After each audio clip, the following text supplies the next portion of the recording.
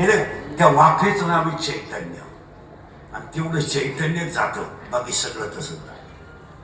शरीर राहतं, देह राहतं, गाडी राहती, बंगला राहतो, बायको राहती, पोरं राहते, इहर motor, pipeline, Papya, Guddi, Bunty, Sweety, fridge, cooler, gas, lighter, burner, सगळे हिटर फिटर, इहर, वाफे, शिंगड्या, कांदे, गोण्या, बकरं, अंडी, लाटणं, पलपट, फुकणी, उशी, तवा, संडास, बाथरूम, किचन, मोठा, बेडशीट, दिवाण, चमचा, वर्गळ, उशी, गादी, तक्क्या, नळ्या, खांडं, खुंडं, बोंबलं, सुटं, अंड, दबावलं, साड्या, ब्लाऊज, काय तुमचे असतील, गळ्यातलं, कानातलं, नाकातलं, पायातलं, कपाटातलं, बँकेतलं, सगळं इथंच राहतं.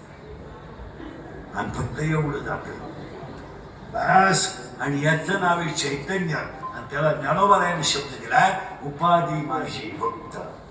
आतलं चैतन्य गेलं की संपलं. मग चैतन्य जाऊ नये, जाणार तर आहे. मग तुम्ही म्हणाल महाराज चैतन्य तर आम्हाला जाताना दिसलं नाही. तसं नाहीये. दोन्ही नागपुड्यांचे श्वासोश्वास 24 तासात 21,600 वेळा होते.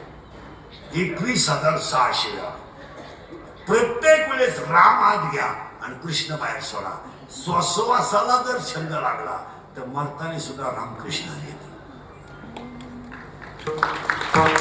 आणि मरताना रामकृष्ण आलं का जन्म मृत्यूचा फेरा चुकला, संपला विषय. पुन्हा मग तुम्ही मला महाराज हे आयुष्यभर पेटी वाजवा वाजवा हे का करायचं, तर त्याचं उत्तर असं आहे, मरण चांगलं यावा म्हणून परमार्थ करायचं. त्याचं उत्तरच आहे.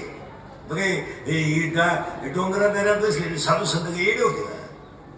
आपलं आपलं काही बावलं, काही लोक म्हणते मग खाऊ पाहू, कोण पाहतो, कोण सोडितो कोणाला.